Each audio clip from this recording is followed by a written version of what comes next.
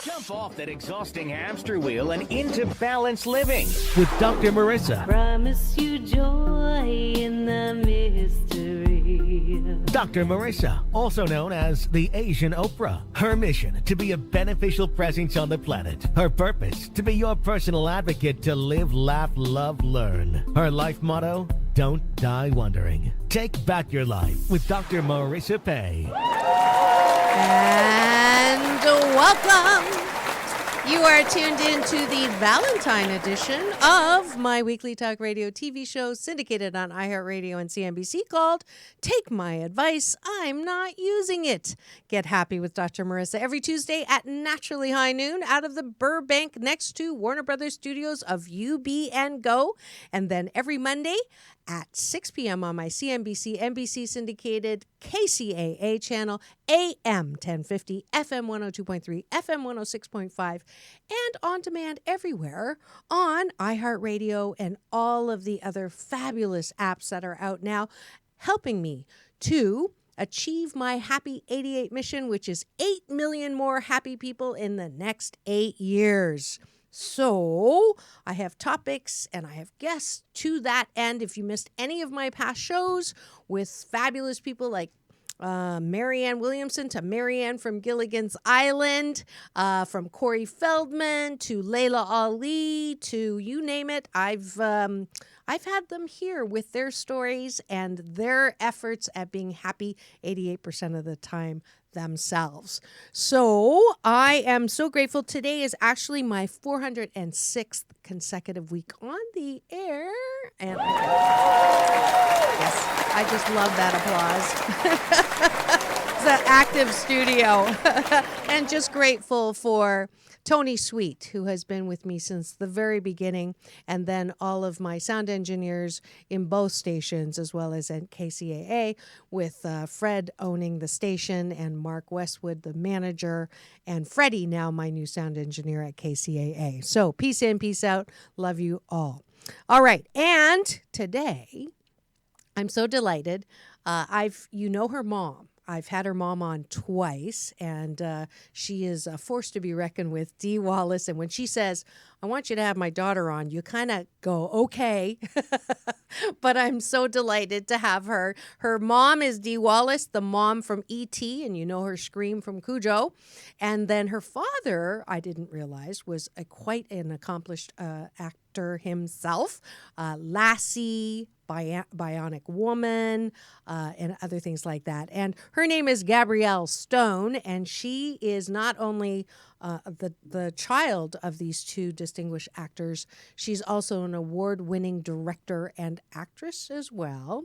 And she's here because we're doing a series. It is Valentine's. And instead of doing the normal love is in the air and all that wonderful stuff, I thought this year we would tackle the reality of love. And sometimes it isn't all roses. And so last week we had Toni Tennille on my Best of Show series. And she left the captain after 39 years of marriage. And today Gabrielle's going to be talking about her two interesting marriages, to say the least. But most importantly, we're here not to talk about the bad, but to talk about even when you have been in Heartbreak Hotel, how do you check out? So that's today's show. And stay to the end when the Balance Bar happens. And I'm giving away 2 tickets for my Asian Oprah giveaway to Morris Day and the Time at the Saban Theater. So those of you Prince fans and Jungle Love, stay to the end and I'll let you know how to get those tickets for Valentine's Day. Cheap date. Not me. You get to go on the date for that show. But let me introduce you to the show. Welcome to the show, Gabrielle Stone. Thank you so much. I am so grateful to have you here. You do look like your mom now that Tony pointed it out. I get that a lot. Although now that my hair is red, it's less. When I was blonde, it was freaky how much we were alike. Yes, yes. And you've had Dee as your mom your whole life. I have, since birth. She's my first friend. first friend. That's beautiful. And your dad. Yes. And dad's in heaven with mine, Dad's in right? heaven. Yeah. Yep. And that was how long ago? He passed when I was about to be 7. Oh, okay. Yeah. So it was a little bit ago. Yeah. Okay. And so your mom basically has been at the yeah, my wheel? mom and I have been each other's rock since day one, but definitely since my dad passed. And she married my stepdad a few years later, and they were married until I was 18. They're still great friends, and he's still very much my dad. But it's really been me and my mom at the core for most of my life. Yeah. Well, that's understandable why she then said you had to be on. Yeah. So, what was it like being raised with two very noticeable parents? It was actually pretty normal. My parents did a really good job at keeping my childhood normal and real, apart from the fact that I grew up on a lot of film sets. But if one of them ever booked a job, the other person wouldn't take a job, which is hard to do in the business when jobs are not that common all the time. And if someone went to go shoot a movie or a TV show for more than a week, we all went and took a visit. So I got to travel to some really incredible places growing up. That's so cool. Favorite one? Probably New Zealand and South Africa, Beautiful. both of which I want to return to at some point. Absolutely. Other than that, they were at every soccer game, every dance recital, and it was pretty normal. Pretty normal. That's good. That's unusual. Yeah. Unusual. When did the acting bug hit you? I always thought that I wanted to do it because I grew up in the industry, but I didn't really get the bug, I would say, until I did my first film, which was when I was 19. And I remember walking off set and being like, oh, I don't ever want to do anything else again. So I think later in life, and I'm happy for that, I don't think I would have turned out how I did if I would have grown up kind of in the spotlight or in the industry. So I'm thankful that I started later. In that sense. Good. And you're still doing it. I am. And you're a director. Tell me about that. So I've directed 2 projects so far. The first was called It Happened Again Last Night, which is out on Vimeo now, but it did a huge festival run, racked up a bunch of awards. Congratulations. Thank you. It was a really great first jump behind the camera for me. And it's LGBTQ and domestic violence related, so it was a very heavy drama that connected with a lot of people. So I was really proud of that. And the second one that I directed actually stars my mom and Amy Smart, and it's currently in festivals right now. I just found out yesterday that I grabbed a Best Director award from the California Women's Film Festival. What? Thank you. Or no, I'm sorry, the Women's Worldwide Film Festival. That's so awesome. So it's now multiple award winning. Yeah, so that one's starting to circulate as well, which is great. And I love directing. I definitely want to do more of it, and it's become a passion of mine. That's awesome. Yeah. It's especially, we're coming into our own, and sometimes slowly, sometimes quickly, women doing the things that are traditionally not done by women, and I love it that you get to be part of that. I'm sure your mom's super proud. Yeah, it was fun for us to work together in that capacity. Was it hard directing your mom? No, not at all. I mean, I can't.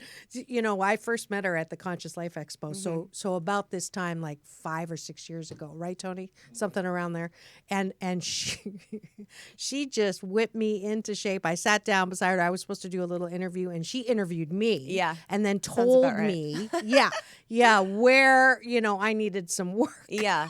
No, I mean, look, my mom's a strong woman, but she birthed me, and I'm apple doesn't fall far from the tree, but she was, I think, more so just proud of the fact that I created a work environment and a set space that felt like some of the high level films that she's been on, and we had a ball doing it. That's so it was awesome. great. So awesome. So great childhood, great parents, great role models, and then drum roll. I read what Harlan sent me, and I'm like, what? Yeah, like that's most people's reaction. Yeah. So for those who are just tuning in and wondering who the beautiful woman here is in my studio, she is the daughter of one of my past guests multiple times, Dee Wallace, a friend of mine, I would call her, and her husband, Chris Stone, actor. And Gabrielle is here because she's going to tell us the real, true life story of 2 Heartbreak hotel check-ins Yeah. is what I'm going to call it. So tell me about the first one. Sure. So I was married for almost 2 years, and in 2017, I found out my husband was having an affair with a 19-year-old for 6 months. Filed for divorce. Okay, left. wait. Go back. Okay. Go back. You're not going to get that easy. So how did you meet him? We met randomly out at a nightclub. Okay. We were engaged, we dated for 8 months before he proposed, which is very fast, especially at our age. I was, I think, 23 or 24 at the time, at 23. So we were engaged for 2 years. We had a longer engagement to make sure everything was as it should be. Yes. Had No guarantees. Had a beautiful wedding. I still, till this day, think it's one of the best weddings I've ever been to. Okay. I produced that wedding so well. It was just that the main lead was cast wrong. Good. And had a wonderful honeymoon, and we were on the road to being really happy. Yeah. And then how did you find out? I found out it was like a small. It's all written in the book. It's a small Let's show the book. trickle of strings that I started to kind of pull at, if you will, and then started finding all the hard evidence, and there was no question in my mind that I was getting a divorce. I actually at first, when I decided I was going to write this book, wasn't going to write about how I found out and the details of everything. And all my girlfriends were like, no. This was like an episode of CSI. You have to go into detail and tell everyone how you found out about this. So I did, and people get a kick out of it. And it's sadly amazing how many women have gone through similar stuff. So there was no warning. No, I mean, his parents, my parents, our friends, family, everyone was totally blindsided. Okay. We weren't happy for a long time, but I didn't understand why. And we were in therapy, and I was working really hard to try and make it better because I had made this commitment, and this was my husband. And but no, we had no idea that he was ever going to be capable of something that was so deep. Right. And when you confronted him, the answer was? The answer was, please don't come after my new job. And that was all that No, that he no, really she doesn't asked mean for. anything. It was just a one-time thing. He wouldn't even say anything about her until he said, please don't come after my new job. And I said, then you need to say it. And he said, say what? And I said, say it. I said that I've been in another relationship. I said, yeah. And I handed him the papers and walked out, and that was that. Yeah. I'm sorry. Oh no, girl! It was the best thing that ever happened to me. I'm so much happier, and I would have been in that for so long. Yes, trying to make it yes, work. and that's the the life jacket with a silver lining of why I wanted to talk about this particular bad called relationships, because it's true. Right? Mine, did not share with you. Mine cost me millions of dollars. So I'm happily divorced. But would I change a thing? No. Yeah. Not one thing. I Nope, wouldn't me change a neither. thing. So there's the message. Yeah. So then you leave. Filed for divorce, leave the house, immediately felt like a weight was lifted off my shoulders. Knew everything was happening the way that it was supposed to. Yeah. And Now, did you grow up with that? Because I know your mom is. I grew up with everything happens for a reason, Yeah. but a lot of times you can't feel it or see it when it's happening. True. This specific circumstance, I was like, I'm dodging a huge bullet. Yeah. Right from the beginning. Yeah. Okay. Yeah. So then, listeners, if you're going through something that you are blindsided by, what helped you get to that point of pretty quick healing? Well, I think for this specifically, it was such a toxic situation I was in that I knew it was happening for the betterment of myself. The one that happened after this is the more having to hold on to the everything happened for a reason. Let's go to that one then. So I left the house, and really shortly after that, I reconnected with this guy. How shortly? It was about two weeks after I left the house, so that was a month after finding out about The affair. Okay. And honestly, if I would have been in a not okay place, I would have never ventured into another relationship. And my family, my mom, my friends, everyone was like, why are you so okay? It's weird how okay you are. And I was. I had a lot of betrayal and anger towards my ex-husband, but I knew that I was going to Better be off. happier. Right. So I really was okay. So met this guy, fell madly in love with each other. I mean, like storybook romance from night one, just 0 to 100. Was talking like, all this night is long. the woman I'm going to marry. I want you to meet my mother. Just, like Completely. fairy tale. Yes. On both ends, like we were smitten with each other.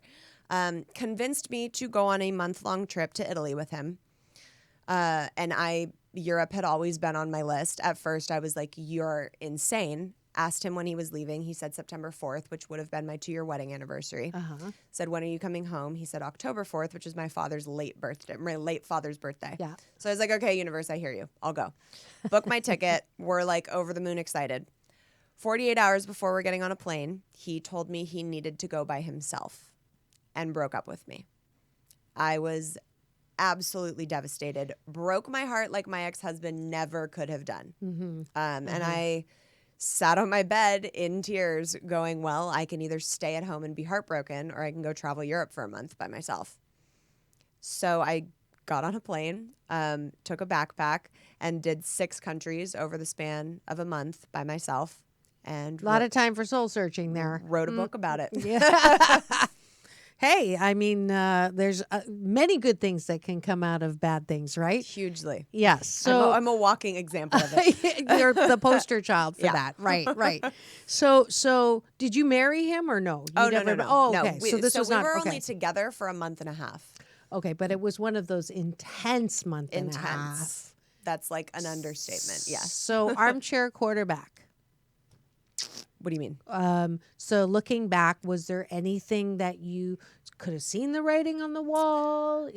Was it because it was so soon after the first one? No, again, looking back on it from how much distance I've had from it now, I know. And how long ago was that? This was in 2017.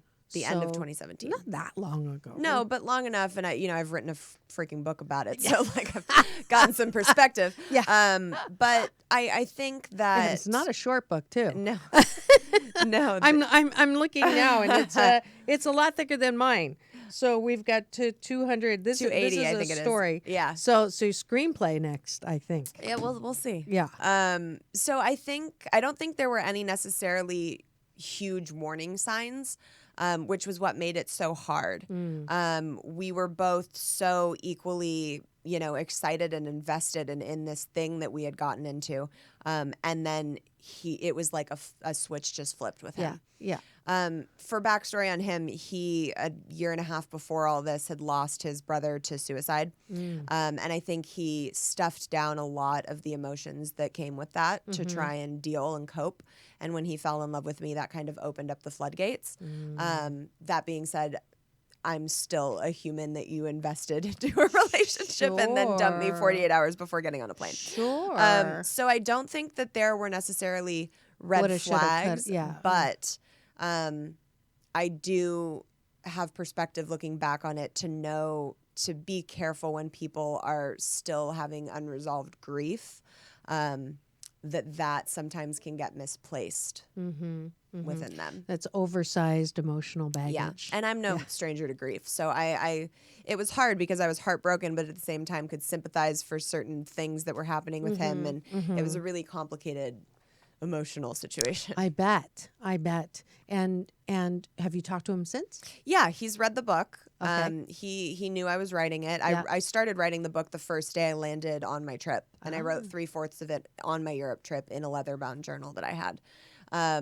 So he knew I was writing it. He and his family signed a release for me to be able to include some stuff, and I'm really thankful for that. I don't think I could have done this in a good conscience way if he wouldn't have been on board with that. I know it was really hard for him to read, and it hurt a lot. And I think Did he apologize? he so many times.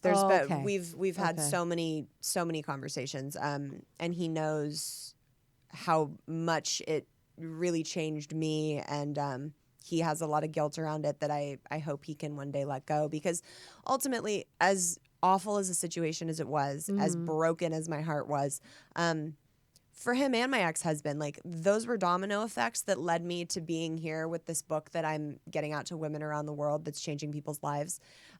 So I'm really thankful for both of them and for the whole situation and how it went down. It changed me as a person. Yeah. So I'm going to give her the Dr. Marissa's Beneficial Presence on the Planet Award just for that. Thank you. Thank you. And I don't give that to all my guests.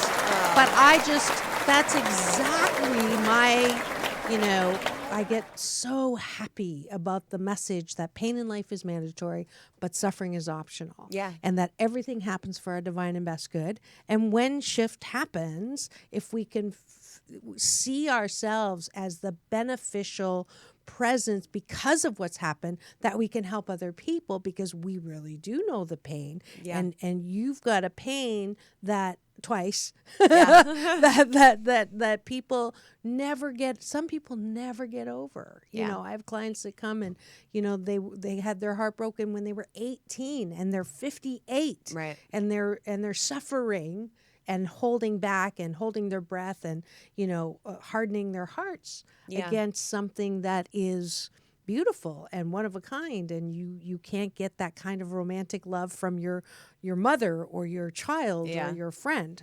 So and I get asked a lot, like, do you put walls up around your heart to guard yourself? And my answer is always, if I was ever going to do that, it would have been after my divorce, when I had good reason to kind of shut off and put walls up. And if I would have done that, I would have never met this other man. Yeah. I wouldn't have fallen in love. I wouldn't have gotten my heart broken. I wouldn't have gone on this trip and learned how to love myself and written this book. Like, and you can't, it all happens for a reason. Yeah. And if you walk through it and take the lessons from it, you become such a better version of yourself, and it's really invaluable.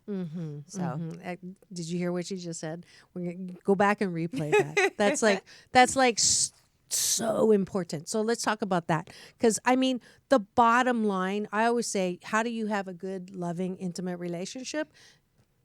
You got to love yourself. Yep. You got to start there. Because if you don't love yourself, you can't love anybody else, because you're expecting them to complete you. Yep. Or to take your breath away, in which case you'll suffocate. Yes. So loving yourself, the journey of loving yourself. Talk to me about, because there's people out there that are listening right now, and they're jaded, they're disappointed, they've had their heart broken. And I get it. And you get it, and you get it. What's the first kind of, if you can sort of give a hopeful map? Yeah. So I went on this trip knowing that I needed to learn how to love myself. So it's go to Europe. Yeah, right. Just take a month off and go to Europe. You'll be fine. No, I wish. I went on this trip knowing that that's what I needed to find. Like you said, everyone's always saying, you have to love someone, or you have to love yourself first before you can love someone else, and loving yourself is the most important thing. And I was sitting there going, okay, I'm ready to do that. Can anyone tell me how? And nobody could give me an answer. Like, I'm an actor, give me direction and I'll just do it.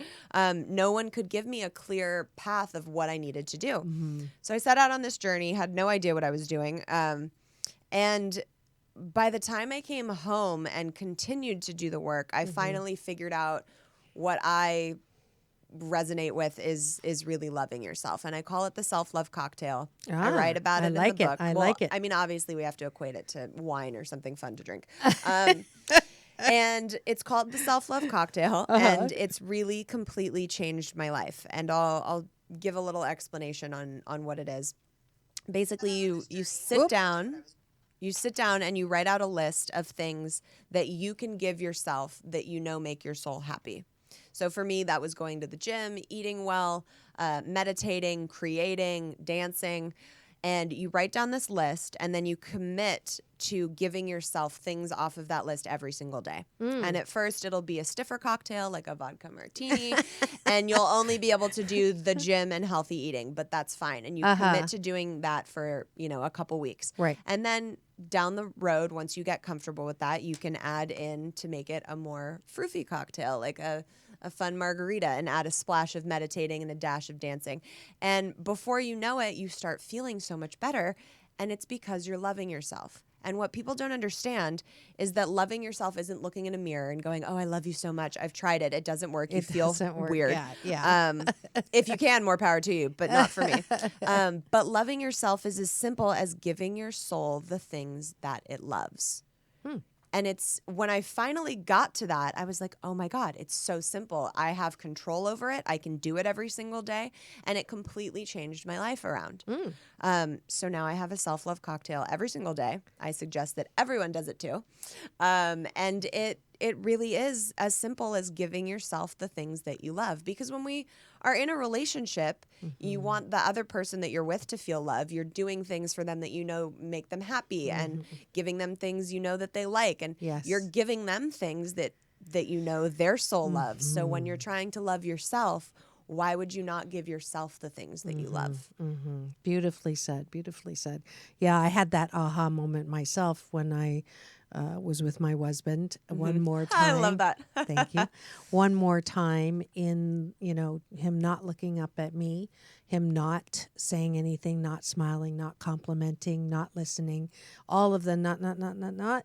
And I stormed out of the room one more time, miserable, heartbroken, yearning, incomplete, stormed up the stairs, dove under the covers, and this voice said, clouds open, do you listen to yourself? Do you like yourself? Do you compliment yourself? Do you care about yourself and what you're thinking and what you need?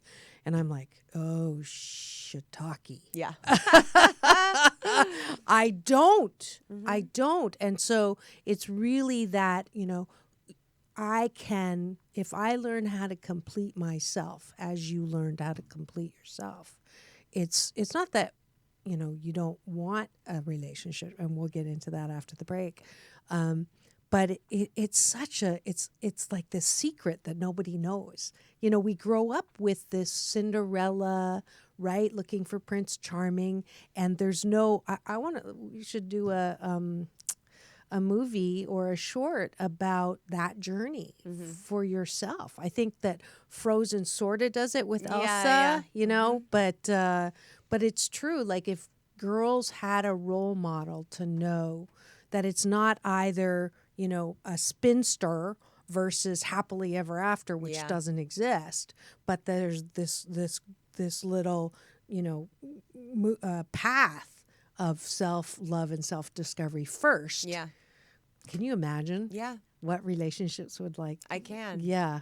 Divorce lawyers would need a new, a new path. But yeah, absolutely. So I'm getting the signal to stop for a second and thank the sponsors who support this show and allow it to happen. If you have a product or service or anything that you would like to have promoted on this show about hope and happiness, so there's no gossip, no scandal, and no K-words, no Kardashian talk at all, then contact me. I have very affordable rates. I'm all about, it's got to be good news. It's got to be what's right with the world. So if you have something that supports that theme, please do contact me and we'll get you on the air.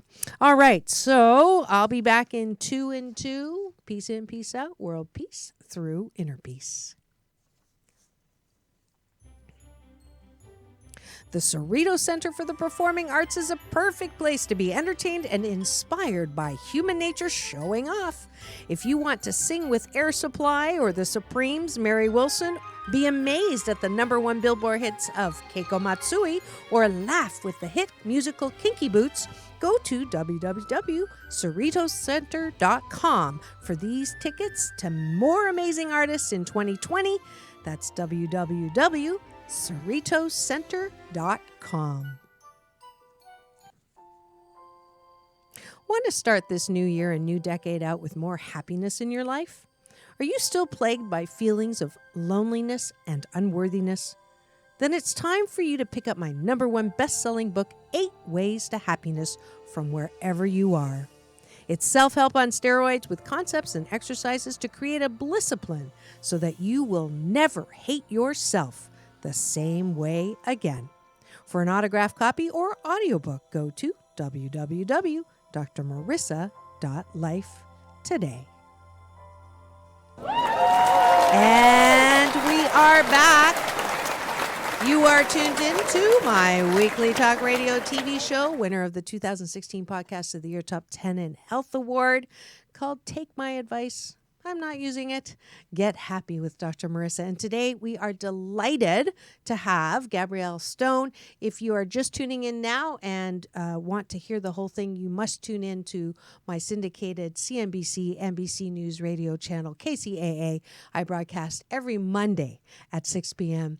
PST, AM 1015, FM 102.3, and FM 106.5, and everywhere on demand on iHeartRadio. But you don't get to see on iHeartRadio, so please do tune in anywhere. And then after a week, go to my YouTube channel, because we're here to talk now. We're going to turn. And so now you went on that beautiful, you've had the cocktail. Yeah. You've had the self-love antidote to that. What now? What are you looking for, or are you looking, or how would you define, after you've learned all these things, what would someone, what's the healthiest attitude towards having a new relationship be? I think for me personally, I needed to redefine what I thought love was. I really, after this whirlwind romance that I had, was looking for that kind of intoxicating high. And not only is that not sustainable, for me, that wasn't real in a lot of ways. And it didn't have the support underneath that I need, want, and deserve in a long-term commitment or relationship. Someone that's going to choose you day after day, someone that's going to know your triggers and be very careful with them, who's going to be able to sit in the trenches with you because it's not always great, someone who's going to make you laugh and be your best friend at the same time. So I think after my 2017 and the two experiences that I went through, my ideas of what I wanted changed, and the requirements of what I want and need in a partner changed for the better. Okay. And I think it's most importantly to make sure that you are stable and loving yourself before you invite anyone else to come in and add to that. Because when you have a really strong baseline, when some other element gets added, it can only make it go up. And if it's down here, then you can't really gauge what it's doing for you in your life. Right. It's not an ad. Yeah. So you mentioned before your mom, I were strong women. Do you and I just talked to someone about this, where the reality is, Dr. Marissa, because I get asked all the time, where are you want to get married again? Are you having a relationship? And my job and my date and my Valentine are my work, and I love my work. And the men that I'm attracted to, who are strong, successful, all of that, I've been told, are not attracted to me because two strong magnet ends repel, and they don't attract. Your take on that? My take on that is that's BS. Yeah. That's a belief system. I think there's a lot of I'm trying to think of a word that's not a curse word to describe this. I appreciate there's a that. lot of KCAA is there's an a lot NBC of channel. icky men that unfortunately have given the entire male race a reputation that isn't true. It's just about weeding through the icky ones to find the ones that have done the work on themselves, and are ready to compliment someone that's strong as well. I am in a relationship now. Okay. It's taken me a while to get here, bless his heart. He came into my life when I was not really healed yet, nor ready to be with him in the way that fourth time's a charm. And he kind of has just stuck it out with me and let me, leave and come back and go on this journey that I needed to go on to really heal. But one of his favorite things about me is how strong I am. Mm-hmm. He's listening to my audiobook right now as we speak. Aw. It came out today, so it's available now. I didn't know yeah, that. You yeah. didn't tell me. It That's a released perfect today. time. You released on this show. Yeah. Yay. So it's on Audible and iTunes and anywhere you can find Eat, audiobooks. pray, hashtag FML, and I'm not going to say that out loud. No, definitely either. I'd get in trouble. But he loves how strong I am, and that's one of the things that drew Is he him strong to me too? Initially. Yeah, He's very strong much so. too. Okay. We always joke that he kind of he's the person that when you walk into a party, everyone's like, "Oh my God, who's that?" And he's like, "Hi, I'm here." But I'm the person that jumps in front of him, and I'm like, "But I'm here too." So we have a big personalities, but we're not magnets that repel each other. We're really great together. No competition. No, and I think it's about. I was never going to be able to coexist in such an amazing, healthy relationship with an amazing, healthy man like he is until I did the work on myself. And the guy that broke up with me before Europe, he hadn't done the work on himself yet. Right, so we were never going to be able to coexist in a healthy relationship before he went and did that. And I think that's the basis of everything is like you got to keep your side of the street clean before you can invite someone to come over and have a block party on it, you know? Very nice. I love your analogies. You're talking my language. You talk. So has the other one wanted back in? The second one? So everyone always asks if there's a book two. There's a book two in my head. I've written very little parts of it.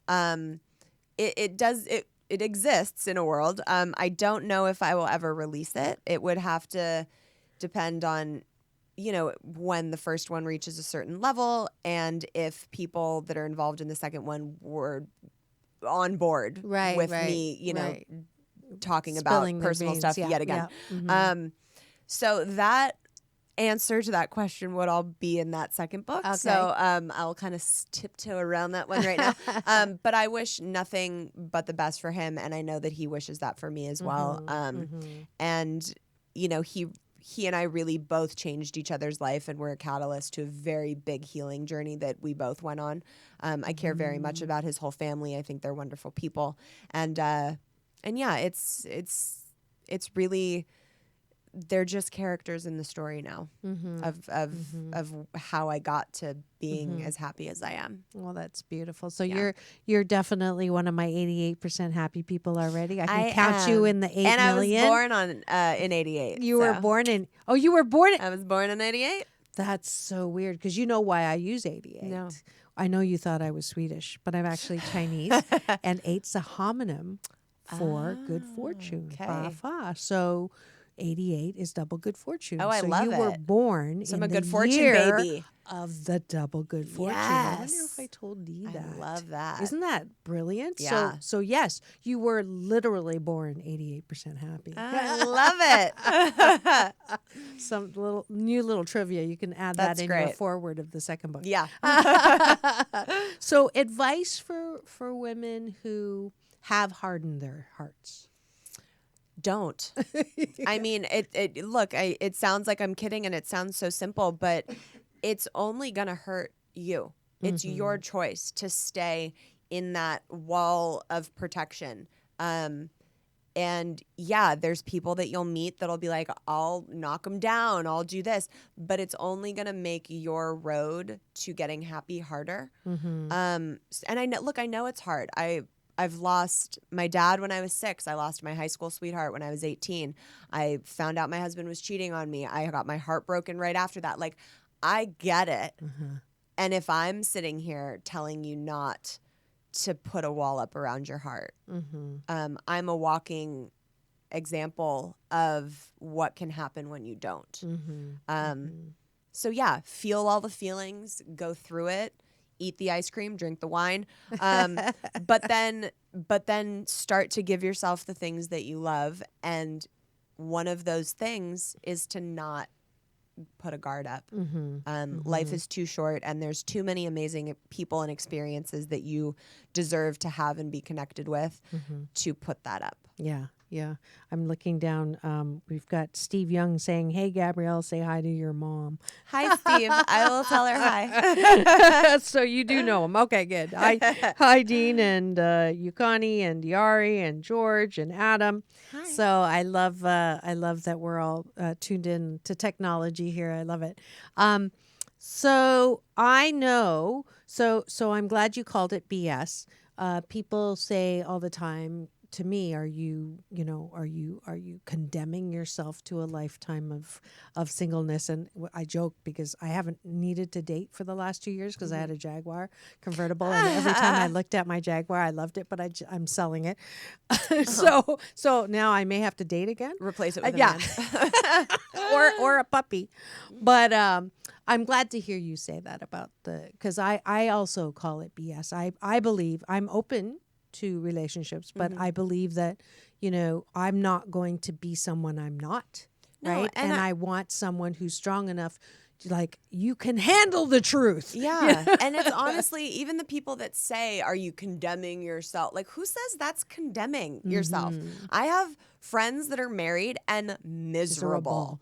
And I'm like, oh my God, I'm so happy I'm not in that situation. And I Yeah. have friends that are dating just to date, and it's a lot of energy and a lot of work. Yes. So if you're happy with yourself, please, guys, don't feel like you need to have a significant other in your life. That's not like a prerequisite of that's what happy is. Yeah, yeah, If you're yeah. happy with yourself, be with yourself. Like, Yeah. it can happen I- later I in life. have- It can happen never. Right, But come right. on, that's not condemning yourself. I have insignificant others in my life. Just kidding. Anyways, I'm so grateful. I always ask my guests. And we're running out of time. Last question: who or what are you most grateful for or to? Oh God. Too many. I guess probably my mom. She was the one that taught me from a really early age how to not be a victim. And I don't think I would have survived any of the stuff in my life if I wouldn't have had that knowledge and mentality. She was also the person that told me to always keep my heart open. And that has served me very, very well in life. Could you cry on her shoulder when all of this was going on? Oh, I don't think it's not cry. I was like snotting, like ugly cry into her. Okay. Yeah, many Yeah, times, yeah. and she would to me too. I mean, she went through all this with me, so there were a lot of tears. Yeah. At the house. Okay. Good. No, because my reason for asking that is, because I'm strong and I don't want you to stay sad too long. My daughters always complain that they can't complain to me because I don't let them. So I Yeah. was just curious, knowing your mom, if Yeah. she supported all that. Oh yeah, no, we have a very you need to feel, you need to cry it out, you need to go through the emotions, and then get up, dust yourself off, and write a book. Yeah.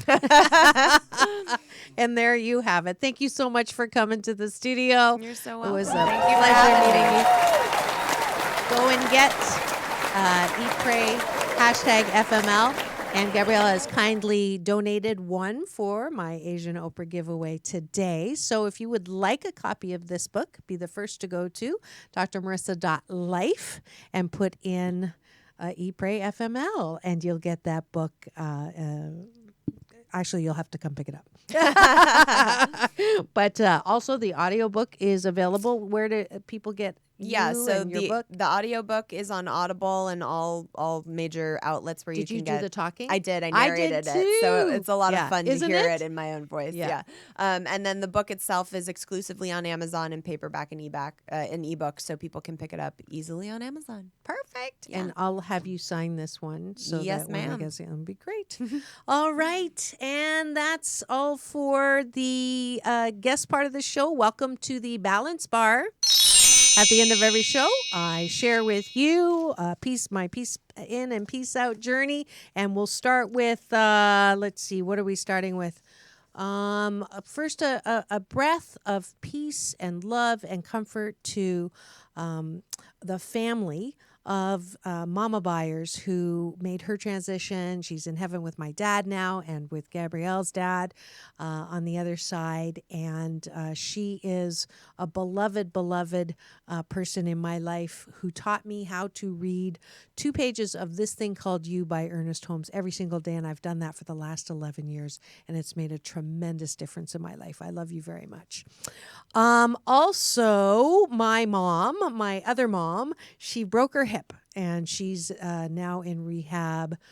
She doesn't want to be in rehab and just healing from that rod in her femur and all that. So we're just sending a deep breath of prayer and comfort and love to you, Mama Dolores.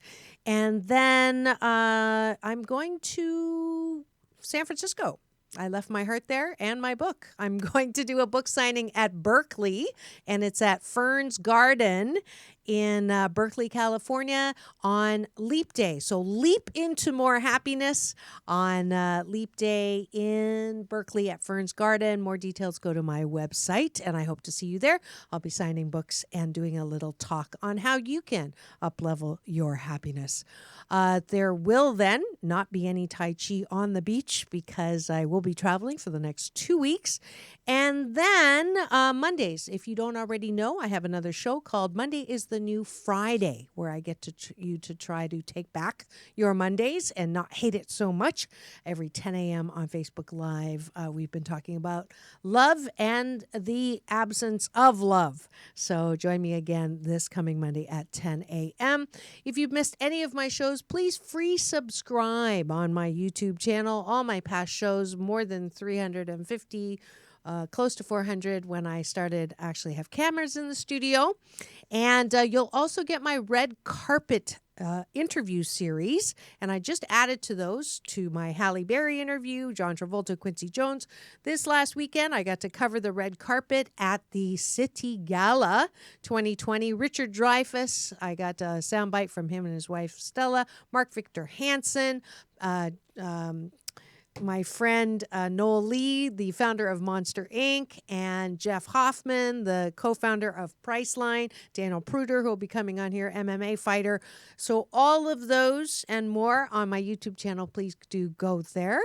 And I think, my Asian Oprah giveaway is 2 tickets to Da-na-na-na-na.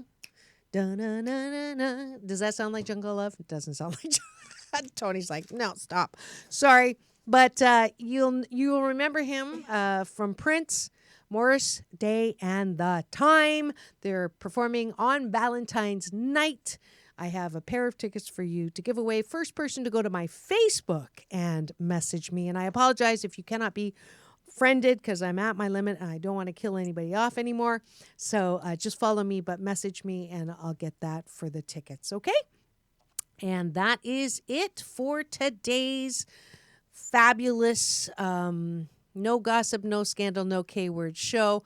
I'm so grateful to have all of you in our lives. We do have time for my little CBS interview, a couple of seconds. Thank you to Dominique Lerma, who just celebrated a birthday, who's always in charge of my book cover face. And then also thanks to the fabulous staff at CBS Channel 8 in San Diego, California. And the beautiful Alicia was my... actually, Alicia got me into the studio with... and I'm blanking on her name now. She's going to kill me. But go to my social media and see the absolute wonderful interview that she was so kind in asking me about happiness and how to be more happy. So we'll sign out with that one. Tune in again every Tuesday at Naturally High Noon for more hope and happiness. This is Dr. Marissa signing out. Peace in, peace out. That's world peace through inner peace. Right now in this moment. And are you? I am. You are. I am. I'm so grateful that, and that's a ticket to happiness, a free prescription. If you start your day, most people wake up, they start their day and they go, oh, I forgot to do this, or I have to do this, or I can't believe somebody insulted me like that yesterday. I can't, and all these things that come, and then if you turn on, you know, the bad news around the world, no offense, but you know, if you start your day like that, you're not choosing happiness. You're choosing to have your happiness hijacked by whatever you are focusing on. So if I choose